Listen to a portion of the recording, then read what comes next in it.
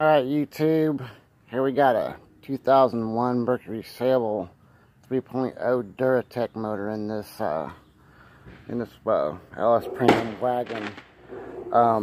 Last year when I bought this car and I did a tune-up on it, I found oil on the spark plugs saturated pretty bad, and it was the number 1 and number 2 plug.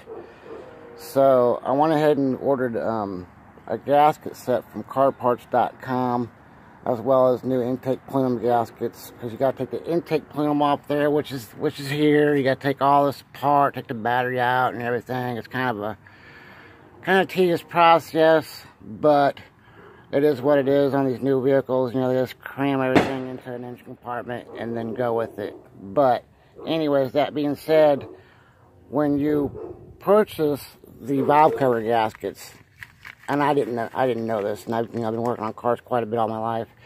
It has these gaskets right here that go underneath the valve gasket for the spark plug tube.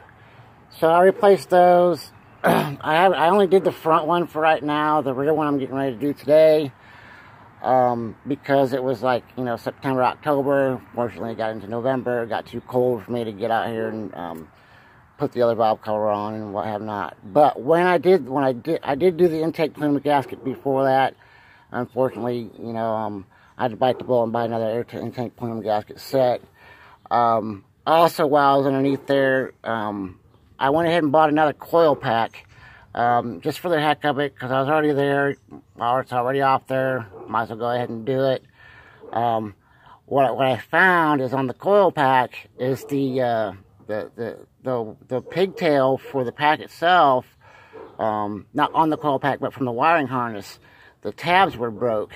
So I'm going to get back in today again, because that way, you know, if that ever wiggles loose, you can't start the car. So I'm going to go ahead and take care of that problem today also. I'm probably just going to epoxy it in there a little bit, which is probably not really a good idea, but it's the best thing I got to go with right now.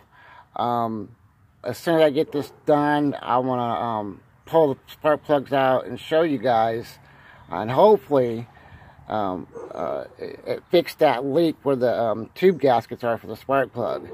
But it's not real hard work to do, but it's time consuming because you got to take so many components off, you know. And actually this intake boot was it was split too, so I had to buy another one. I forget where I exactly got it from, but you know, if you just Google it, you know, about any car part can come up. And you know, I just love working on things and fixing things. As a matter of fact, these hood supports, these were bad, you know, so when those go bad, of course the hood drops down on you, this, that, and the other. Man, locally you can get them for $35. I found the pair for 15 bucks online. So if you can go a couple days without your parts that you need for your vehicle, just order the parts. It's all about supply and demand. If you need it that day, yeah, you're going to pay out the butt for it. If you don't need it and wait a couple days, it's going to be fine and dandy. Alright, thank you, YouTube, and I'll post another video later.